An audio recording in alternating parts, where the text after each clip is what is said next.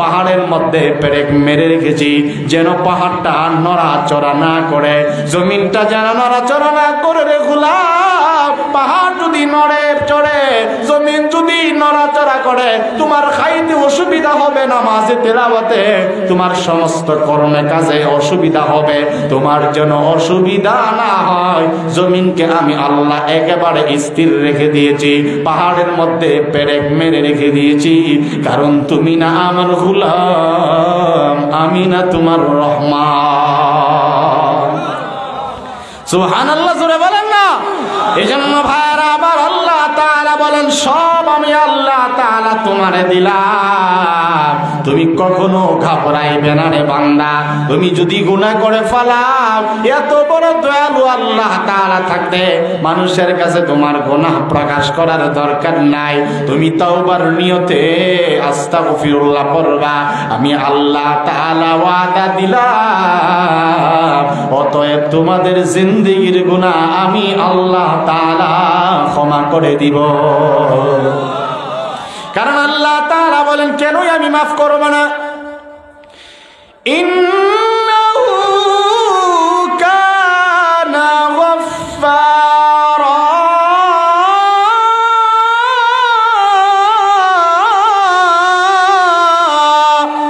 ও বাংলা তুমি যদি ইস্তিগফার আদায় করো, আমি আমার একেবারে প্রথম দিকের কথাই আবার নিয়ে যাচ্ছি, কেউ এর অন্য দিকে মনোযোগ দিবেন না। আল্লাহ পাক বলেন, বান্দা তুমি যদি ইস্তিগফার আদায় করো, ইস্তাগফিরু রাব্বাকুম, আমার দরবারে ইস্তিগফার আদায় করো, আমি আল্লাহ কথা দিলাম ইন্নাহু কানা গফফারা, আমি আল্লাহ হইলাম অতিশয় ক্ষমাশীল। অর্থাৎ পৃথিবীতে মানুষ যদিও ক্ষমা করার মেজাজ নাই, অন্যায় করলে আরো অপরাধীকে তালাশ করে শাস্তি দেওয়ার জন্য, কিন্তু আমার আল্লাহ তাআলা বলেন, গোলাম আমার না দয়া বেশি, আমার দয়া মায়া এত বেশি, ওয়ানাহনু আকরাবু ইলাইহি মিন হাবলিল ওয়ারিদ, আমি সব সময় তোদের নিকটে থাকি। কখন তুই আমারে আল্লাহ বলে ডাক দিবি, গুনাহগুলোর কথা স্মরণ কইরা কখন তুই আমার কাছে ছোট হইবি, তওবা করার মাধ্যমে আমি আল্লাহ তোরে বড় বানায়া দিব। তাহলে কেউ যদি আস্তাগফিরুল্লাহ এই আমলটা করে, সূরা নূহ এর 10 নম্বর আয়াত, হযরত নূহ আলাইহিস সালামের নামে নামে এই সূরা, হযরত নূহ আলাইহিস সালাম ও তার অবাধ্য উম্মতগুলোকে এই ওয়াজটা করছেন। ফাকুলতু, নবী নূহ আলাইহিস সালাম আল্লাহকে বলেন, আল্লাহ আমি আমার অবাধ্য উম্মতকে বললাম তোমরাও তোমাদের রবের কাছে ইস্তিগফার আদায় করো। এই ওয়াজ শুধু নূহ নবীর উম্মতের জন্য না, এই ওয়াজ আমাদেরও জন্য। বলেন ঠিক না বেঠিক? আমরাও যদি রবের কাছে ইস্তিগফার আদায় করবি, মাফ করবেন কে? জোরে বলেন কে?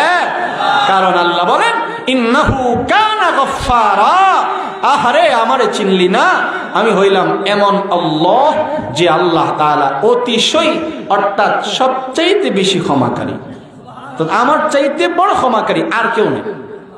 এই জন্য আজকের এই জুমার রাত এখানে বসছি, আমরা সবাই তওবার নিয়ত করিলা ইনশাআল্লাহ। রাজি আছি ইনশাআল্লাহ? মুসলমান ভাইয়েরা আমার খেয়াল করেন, এজন্য আসুন বলতেছিলাম, কেউ যদি ইস্তিগফার আদায় করে, খেয়াল করেন, 1 নাম্বার আল্লাহ তাআলা জীবনের গুনাহ সমূহ মাফ করে দিবেন। 2 নাম্বার ইউরসিলিস সামাআ আলাইকুম মিদরারা, আল্লাহ তাআলা বলেন বান্দা তুমি যদি ইস্তিগফার আদায় করো, 2 নাম্বার তোমার জন্য আসমান থেকে আমি আল্লাহ উপকারী বৃষ্টির ব্যবস্থা করে দিব। কারণ বৃষ্টি দেওয়ার মালিক আমরা কেউ না, বৃষ্টি দেওয়ার মালিক হইলেন একমাত্র আল্লাহ, একমাত্র আল্লাহ। বলেন বৃষ্টি দেওয়ার মালিক কে? আল্লাহর নাম যে মাঝে মধ্যে বলতে বলে আপনাদের কি অসুবিধা হয়, বিরক্ত হন? জোরে বলেন বিরক্ত হন? এটা বলতে পারাও এটা খুশনসিবের আলামত। বলেন আল্লাহর নাম বলতে পারা কিসের আলামত? খুশনসিবের আলামত। কারণ বহু মানুষ আপনারা গুসা হবেন না, বহু মানুষ ওয়াজ আইসাও আল্লাহর নাম মুখ দিয়ে আসে না। ওই যে এরা নসিবে আল্লাহর নাম আছে, বাহিরে যারা আওয়াজ করতেছে এদের নসিবে আল্লাহর নাম আছে না? হলে এরা অন্তত বিবেক যদি থাকতো চিন্তা করতো যে ওয়াজ চলতেছে, এখানে আল্লাহর কালামের কথা চলতেছে, এখানে আমি কেমনে জোরে আওয়াজ করি? আপনারা বেজার হইতেছেন? জোরে বলেন। অন্তত এতটুকু যদি অনুভূতি থাকতো যে এখানে আল্লাহ পাকের কালামের তেলাওয়াত হইতেছে। কারণ ওয়াইদা কুরিআল কুরআনু ফাসতামিউ লাহু ওয়া আনসিতু লাআল্লাকুম তুরহামুন। কোরআনে কারীমের আজমত মহব্বতের পরিচয় আল্লাহ পাক বলেন, কোরআন যখন তেলাওয়াত করা হবে দিলের কান লাগায়া শুনবে। বলেন কি কান লাগায়া? জোরে বলেন।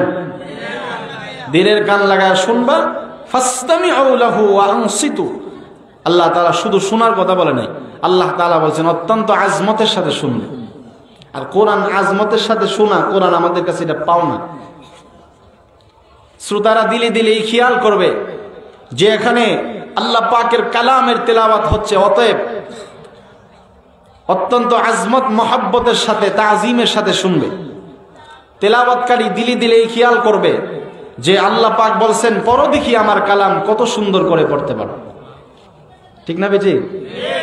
আমরা মাদ্রাসার উলামায়ে কেরাম যারা আছে, যাত্রাবাড়ি মাদ্রাসার আসরের পরে কোরআনে কারীমের তেলাওয়াত হয়, সম্মিলিত হাজার হাজার ছাত্র আসরের পরে সূরা নাবা থেকে তেলাওয়াত করে। তেলাওয়াতের ফজিলত এবং আদব আছে দুইটা, তিনটা ফজিলত দুইটা আদব। কি আপনারা বিরক্ত হইতেছেন? কোরআনে কারীম তেলাওয়াত করলে কমপক্ষে 10টি করে নেকি লেখা হয়, 10টা গুনাহ মাফ করে দেওয়া হয়। নিম্নের এটা সওয়াব, সবচেয়ে নিম্ন। কোরআনে কারীম তেলাওয়াত করলে দিলের জং দূর হয় এবং আল্লাহ পাকের মহব্বত অন্তরে বৃদ্ধি হয়। কথাটি ঠিক আছে নি? যারা বলে যে কোরআন না বুঝে পড়লে লাভ নেই, তাদের কথা ঠিক নয়। এটা আমাদের যাত্রাবাড়ি মাদ্রাসায় যখন পড়ছি আদব বিভাগে, তখন এগুলো প্রতিদিন শুনতাম। যাত্রাবাড়ি মাদ্রাসার যিনি মুহতামিম বেফাকুল মাদারিসিল আরাবিয়া হযরত আমার দেখা সবচেয়ে বেশি সর্বক্ষণ কালামে মাজিদের তেলাওয়াত করে, তেলাওয়াতের বেশি ভক্ত উনি। এজন্য উনি তেলাওয়াতের ক্ষেত্রে যদি কেউ কথা বলে বরদাস্ত করতে পারেন। তেলাওয়াত শুনেনও বেশি, তেলাওয়াত নিজেও বেশি বেশি তেলাওয়াত করেন, সর্বোচ্চ বেশি। এই জন্য আপনারা হয়তো জানেন না, উনি যাত্রাবাড়ি আল্লামা মাহমুদুল হাসান 28 দিনে কোরআনে কারীমের হাফেজ হয়েছে। সুবহানাল্লাহ পড়েন। 28 দিনে কোরআনে কারীমের তেলাওয়াতের হাফেজ হয়েছে। বর্তমান বাংলাদেশে ওনার মতো বেমিসাল এত বড় আলেম আর নাই, এত বড় নিসবতি আলেম। আল্লাহ তাআলা নেক হায়াত দান করুক, বলেন আমিন। এজন্য ভাই কোরআনে কারীমের মহব্বত দিলে রাখা চাই। কোরআনে কারীমের মহব্বত, তেলাওয়াতের মহব্বত, আজমত পারি না কি হয়েছে?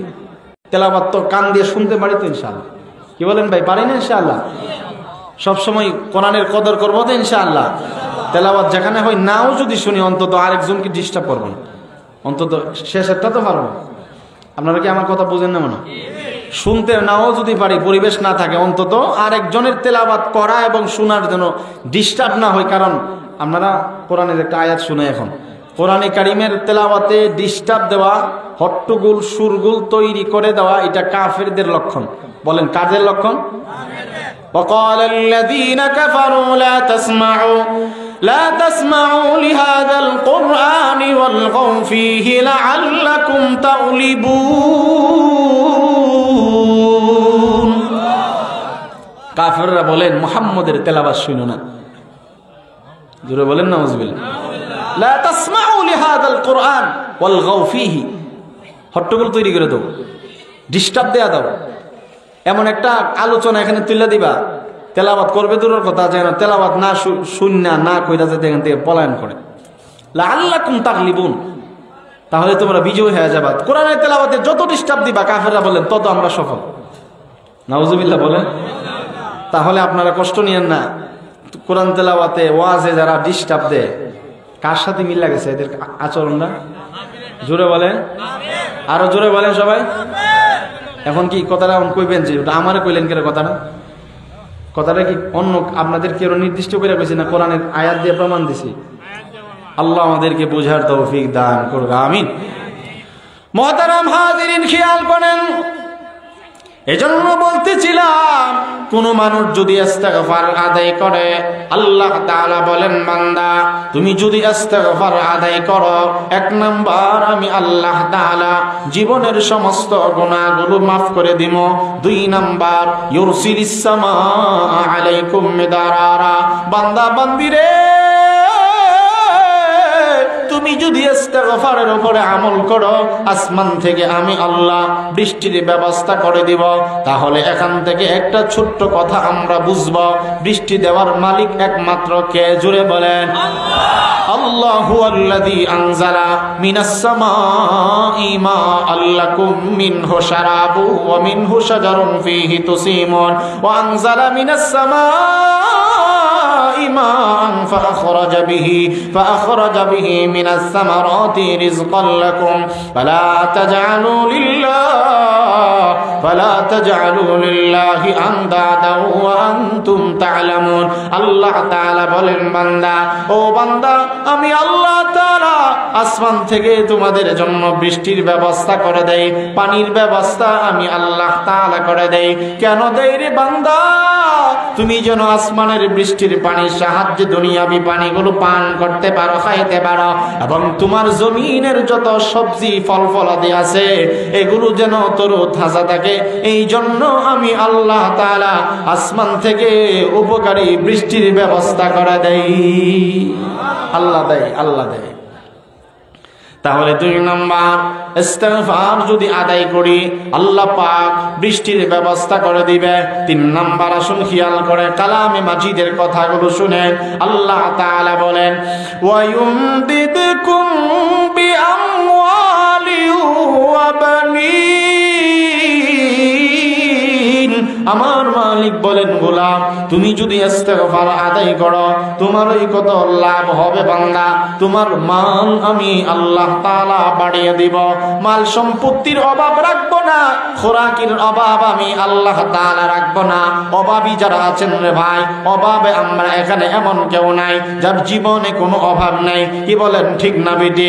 সমস্ত অভাবীদেরকে লক্ষ্য করে আল্লাহ তাআলা বলেন বান্দা তুমি যদি মালি সংকটের মধ্যে ভোগে থাকো, আমি আল্লাহ তাআলা আমল বাতা দিলাম, ইস্তেগফার আদায় করবি, আমি আল্লাহ তাআলা তোদেরকে ধনী বানায় দিব, দরিদ্রতা মুছে দিব। অথচ আমরা দরিদ্রতা মুছার জন্য কত পথ আমরা খুঁজি, বিশেষ করে সুদের পথ ধরি। আমরা সুদের সাথে আমাদের নিজেদের সম্পর্ক আমরা গড়ি, ঠিক না বেঠিক? জোরে বলেন। সুদের সাথে জড়িত আমরা আছি না নাই? সুদ, জুয়া, লটারি, গাঁজা, ইয়াবা, হারাম ব্যবসা, কত গুনাহ। রাসূল বলেন, আপনারা কি বেজার হইতেছেন? কষ্ট দিয়ে আগে দিয়েছে আপনারা উঠতেছেন কিতা? মাশাআল্লাহ।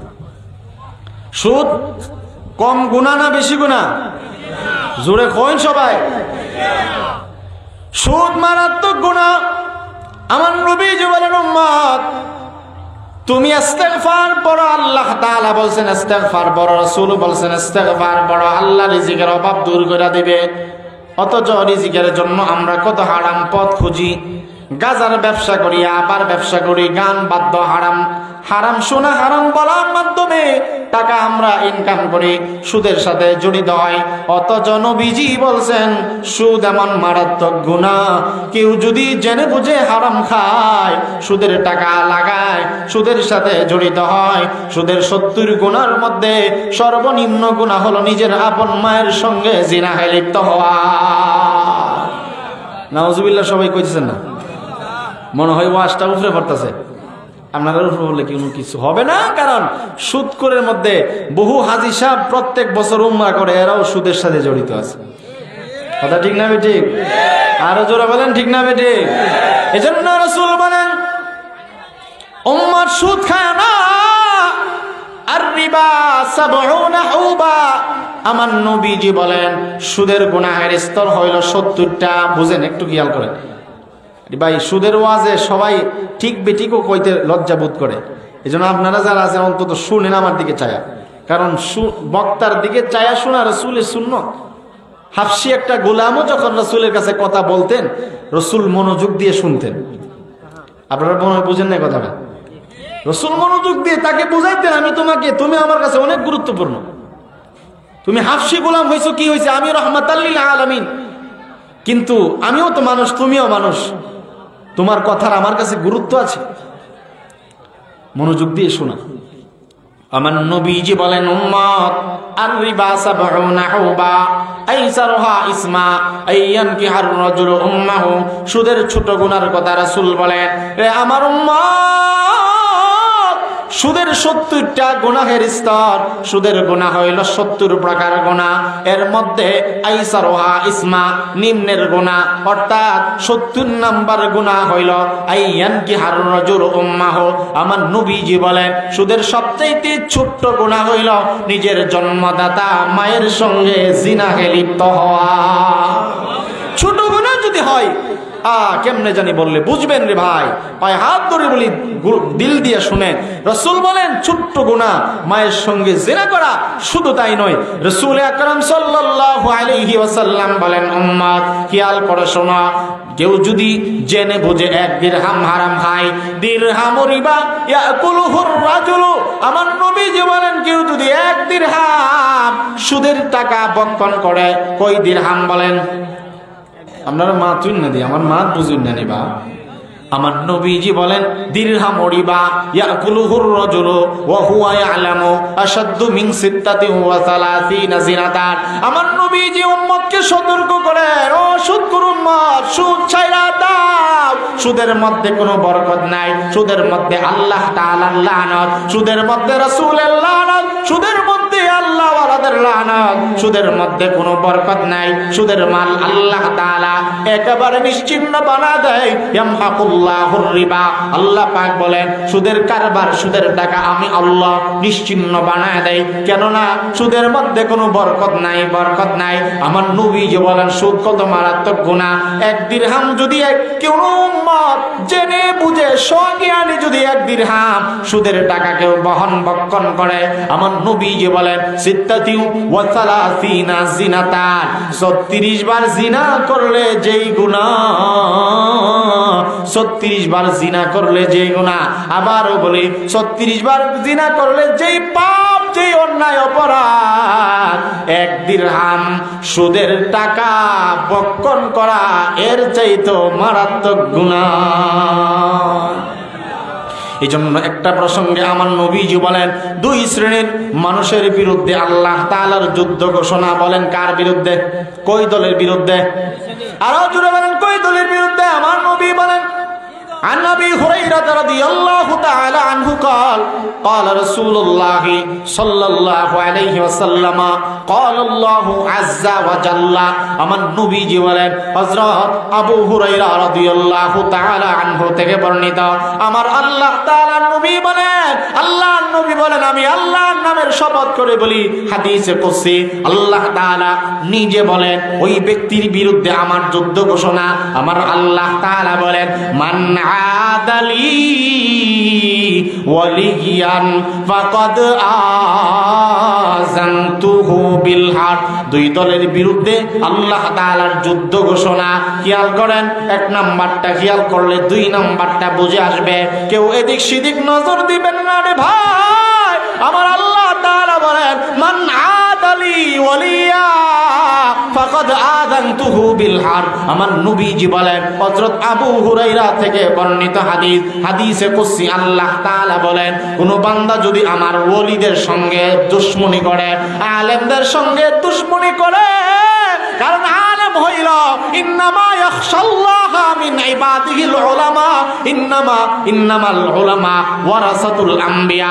আলেমদের ব্যাপারে আমার নবীজি বলেন, আমার উত্তরসূরি পয়গম্বরদের উত্তরসূরি হইল আলেমগণ। আল্লাহ তাআলা বলেন, ইন্নামা ইয়াখশাল্লাহা মিন ইবাদিহিল উলামা। আমার বান্দা বান্দীদের মধ্যে যারা সবচেয়ে বেশি আমি আল্লাহ তাআলাকে ভয় পাই, তারা হলো আলেম, তারা হলো আলেম। আমার নবীজি বলেন, হাদিসে কুদসিতে আল্লাহ তাআলা বলেন, মান আদালি ওয়ালিয়া, কেউ যদি আমার কোন বন্ধুর সঙ্গে, কোন ওলিয়া উলিয়ার সঙ্গে বেয়াদবি করে, দুশ্মনী করে, তাদের বিরুদ্ধাচারণ করে, কাগজে কলমে চলাই ফেরাই কথাবার্তায় আচরণে যদি আমার ওলির সঙ্গে কেউ দুশ্মনী করে, আমার আল্লাহ তাআলা বলেন ফাকাদ আযানতুহু বিল হারব, আল্লাহ তাআলা যেন বলেন তার বিরুদ্ধে আমার যুদ্ধ ঘোষণা। আল্লাহ তাআলা যেন বলেন আমার আলেমকে কষ্ট দিছো, এই কষ্টের প্রতিদান, এই কষ্টের প্রতিশোধ নিব একমাত্র আমি আল্লাহ। আমি আল্লাহ তাআলা দেখা দিব আলেমকে জ্বালাইছো, আলেমকে কষ্ট দিয়েছ, আলেমের হাতে হাত করা লাগাইছ, গরুর রশি তুমি বেঁধে দিয়েছ, যাই না নাও রে যাই না নাও, এই কষ্ট বেশি দিন না। বা ইন্না মাআল উসরি ইউসরা, ইন্না মাআল উসরি ইউসরা। আল্লাহ তাআলা কষ্টের পরেই তো সুখ দেন, সুখের পরে কষ্ট দেয়। আল্লাহ তাআলা বলেন গোলাম আলেমকে কষ্ট দিয়েছ, মামলার মধ্যে তুমি হয়রানি বানাইছ, আলেমকে বারে বারে তুমি হাজিরা দেওয়াইছ, আমার আলেমকে কষ্ট দিয়েছ, সময়ের ব্যবধানে বাইনা আমার আল্লাহ তাআলা ওয়াতিলকাল আইয়ামু নুদাউলুহা বাইনান নাস। আল্লাহ তাআলা বলেন আমি আল্লাহ তাআলা পালা বদলায় দেই, ওনাদের পরে তোমাদের সময়। আজকে আলেমদেরকে কষ্ট দিয়েছ, আমি আল্লাহ তাআলা দেখা দিব তোমাদের প্রতিশোধ, তোমাদের বিরুদ্ধে স্বয়ং আমি আল্লাহ যুদ্ধ ঘোষণা করলাম। এই জন্য যারা আলেম বিদ্বেষী, যারা ইমামের বিরুদ্ধাচারণ করে, যারা সমাজের আলেমকে দেখতে পারে না, চাষটলের মধ্যে গালাগালি করে, চাষটলের মধ্যে বদনাম করে, গীবত করে, যে যেভাবে জবান দ্বারা, হাত দ্বারা, কলম দ্বারা, ক্ষমতার মাধ্যমে, পাওয়ারের মাধ্যমে, দলের সাহায্যে যে যেভাবে আলেমদের বিরুদ্ধে লাগবে, যে যেভাবে আল্লাহ ওয়ালাদের বিরুদ্ধে লাগবে, নামাজীদের বিরুদ্ধে লাগবে, মাদ্রাসার বিরুদ্ধে লাগবে, আল্লাহ তাআলা নিজেই তাদের প্রতিশোধ নিবে। জুড়ে বলেন ঠিক না বেটি? এজন্য আল্লাহ তাআলা বলেন মান আদালি ওয়ালিয়া ফাকাদ আযানতুহু বিল হারব। আমার আল্লাহ তাআলা হাদিসে কুদসির মধ্যে বলেন ওই ব্যক্তির বিরুদ্ধে এক নাম্বার আমি আল্লাহ তাআলার যুদ্ধ ঘোষণা। ওই ব্যক্তি আমার দুশমন, আমার রাসূলের দুশমন, যারা আলেমদের দুশমন, যারা মসজিদের দুশমন, যারা ওয়াজ তাফসীরের দুশমন, যারা কোরআনের দুশমন, তাদের বিরুদ্ধে স্বয়ং আমার আল্লাহর যুদ্ধ ঘোষণা।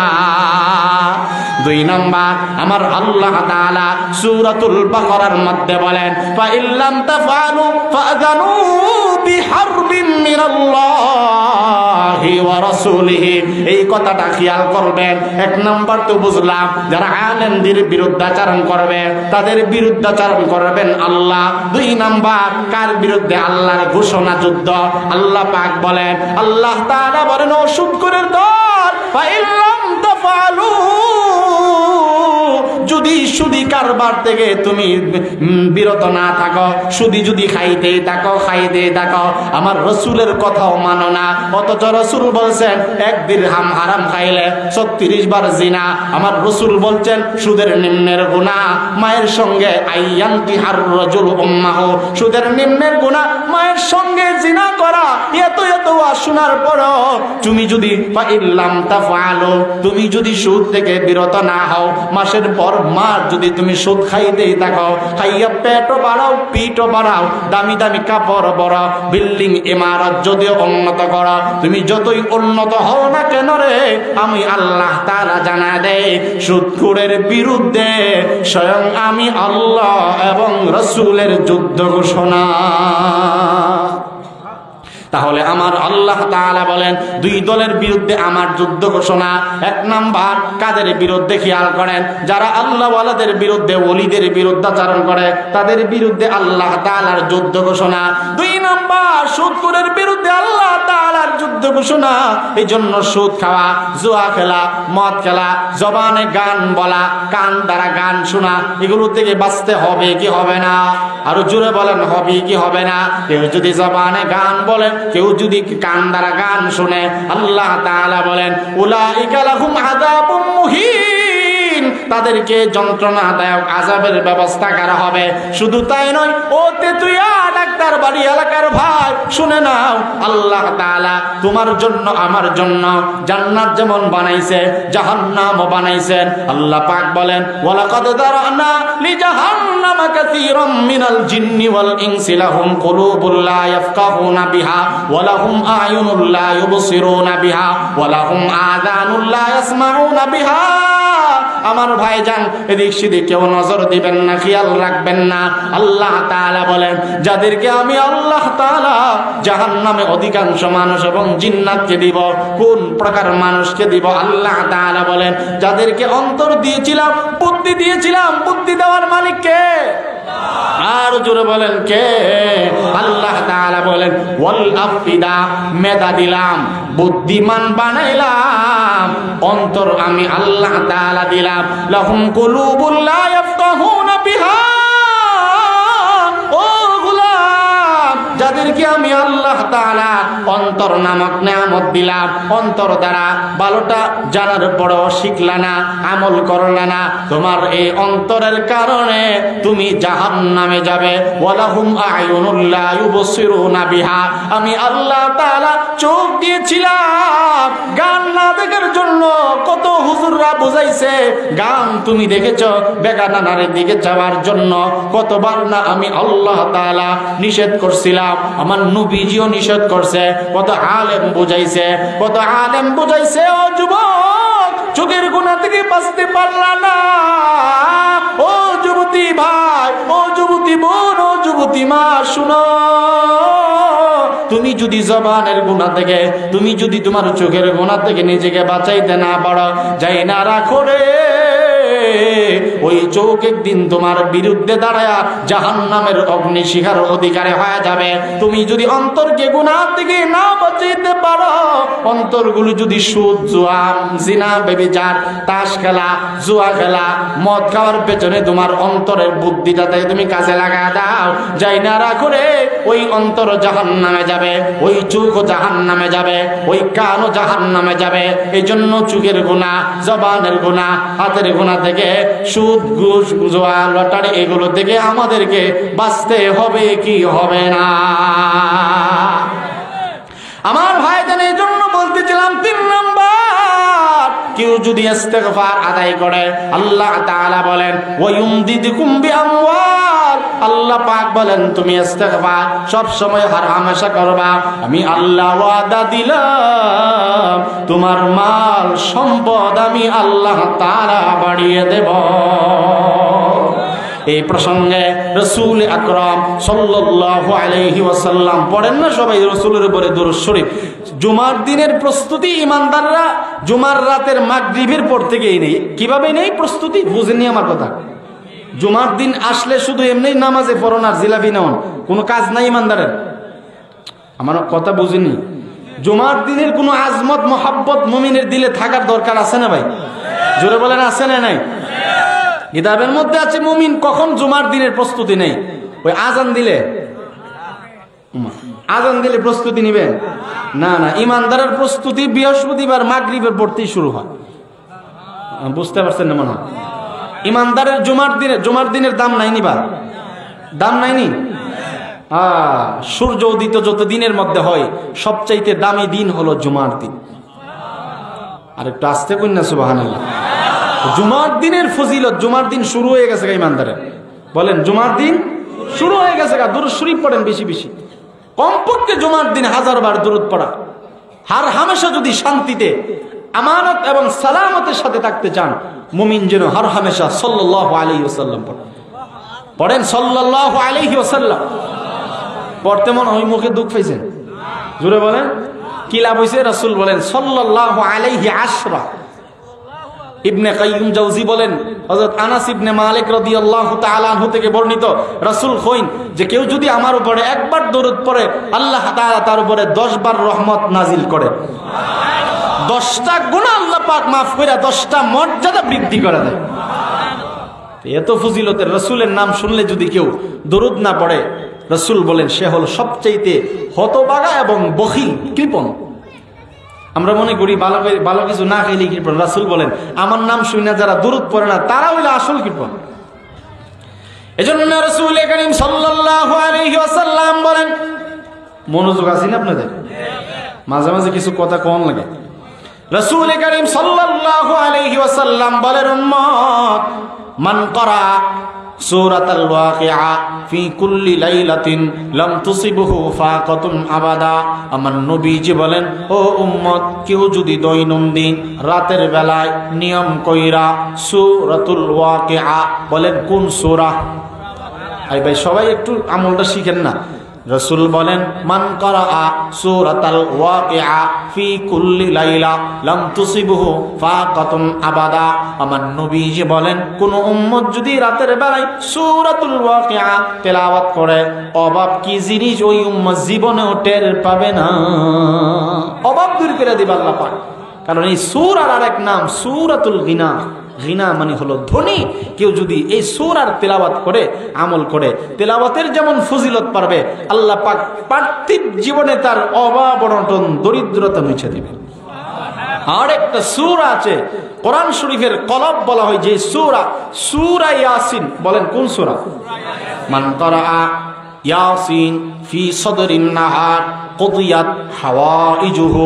রাসূল বলেন, কোন উম্মত যদি দিনের বেলায় সূরা ইয়াসিন ওয়াল কুরআনিল হাকিম, এই সূরা যদি দিনের বেলায় কোন উম্মত তেলাওয়াত করে, আল্লাহ তাআলার রাসূল বলেন কুদিয়াত হাওয়াইজুহু, সমস্ত হাওয়ায়েজ আল্লাহ তাআলা পুরা করে দিবেন।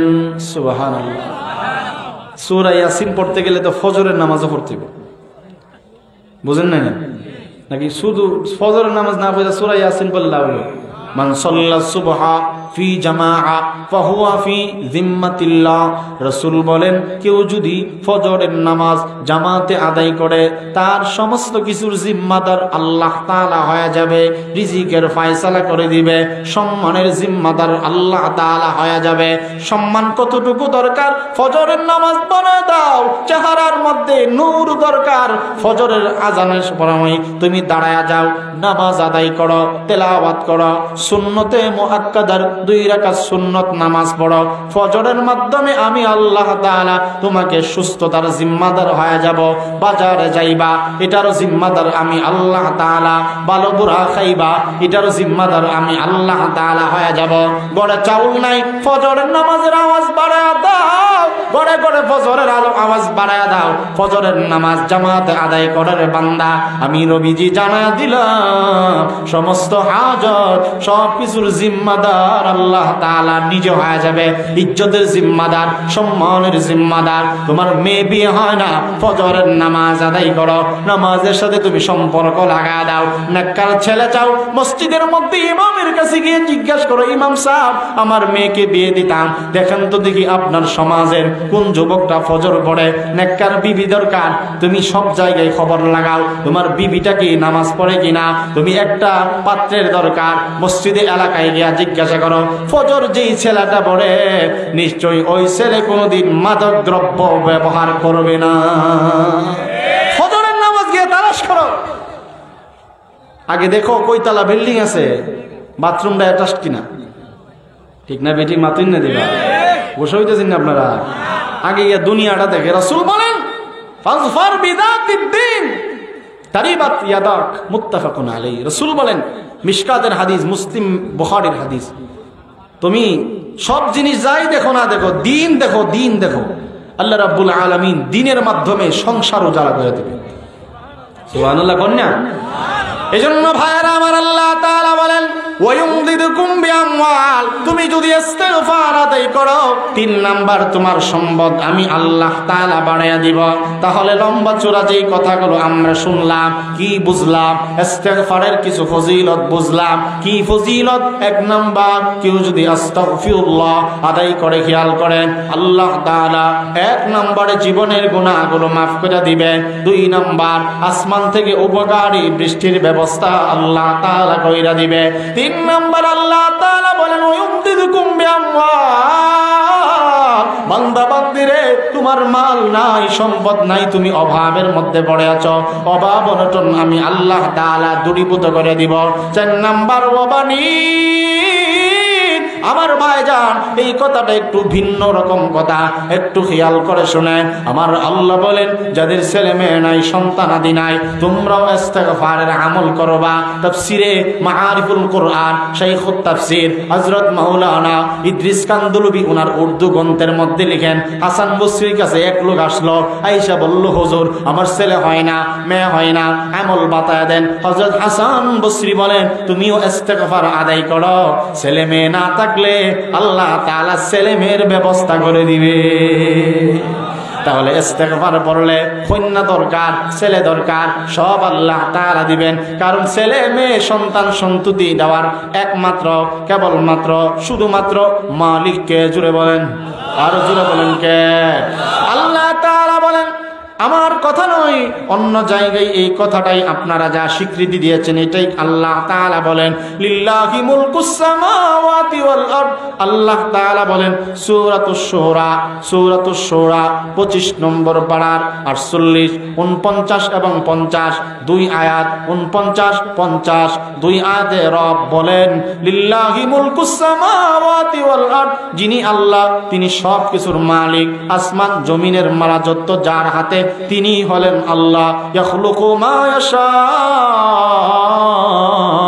তিনি যা ইচ্ছা করেন তাই সৃষ্টি করেন। খেয়াল করেন, ইয়াহাবু লিমান ইয়াশাউ ইনাসা।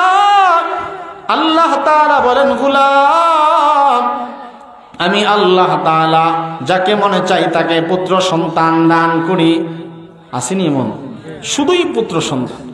ইয়াহাবু লিমান ইয়াশাউ ইনাসা ওয়া ইয়াহাবু লিমান ইয়াশাউ যুকুর। আল্লাহ তাআলা বলেন যাকে ইচ্ছে করি তাকে আমি আল্লাহ পুত্র সন্তান দান করি, যাকে ইচ্ছে করি তাকে আমি আল্লাহ তাআলা কন্যা সন্তান দান করি। এরপরে আল্লাহ তাআলা আবার অন্যভাবে বলেন আও ইউযাব্বিজুহুম যুকরানা ওয়া ইনাসা। আল্লাহ তাআলা বলেন আমি আল্লাহ তাআলা আবার যাকে মনে চাই ছেলে এবং মেয়ে, পুত্র এবং কন্যা উভয়টাই মিলাইয়া দেই, কাউকে ছেলে দেই কাউকে মেয়ে দেই। আবার আমি আল্লাহ তাআলা আও ইউযাব্বিজুহুম যুকরানা ওয়া ইনাসা, কাউকে মনে চাইলে আমি আল্লাহ আবার ছেলে মেয়ে উভয়টা মিলাইয়া দেই। আল্লাহ তাআলা এরপরে বলেন ওয়া ইয়াজআলু মান ইয়াশাউ আকীমা। আল্লাহ তাআলা বলেন আমি আল্লাহ চাইলে কাউকে আবার একেবারে বন্ধাও বানায়া দেয়।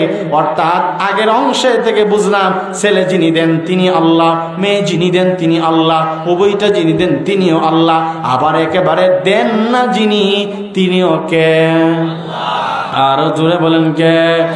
ওয়াজআলু মান ইয়াশাউ আকীমা। রব্বুল আলামিন বলেন ও বান্দা আমি আল্লাহ তাআলা আবার কাউকে কাউকে বান্দা বানায় দেই। তাহলে ছেলে মেয়ে দেওয়ার মালিক একমাত্র আল্লাহ। এই জন্যই তো আল্লাহ তাআলা বলেন গোলাম যার ছেলে নাই তুমি ইস্তেগফার পড়ো, ছেলে মেয়ে আমি আল্লাহ তাআলা দিয়ে দিব। এবার আসুন আর একটু সামনে আগায়া যায়। আল্লাহ তাআলা বলেন তুমি যদি তোমার জবানে ইস্তেগফার আদায় করো বান্দা, আমি আল্লাহ তাআলা প্রতিশ্রুতি দিলাম ওয়াজআল লাকুম জান্নাত, তোমাকে আমি আল্লাহ পরকালের জমিনে জান্নাতের মেহমান বানিয়ে দেব। জান্নাত আমি দেব। তাহলে জান্নাতের মালিক কে? আর জোরে কইন কে? ইন্নাল আবরারা লাফি নাঈমিন ওয়া ইন্নাল ফুজ্জারা লাফি জাহিম।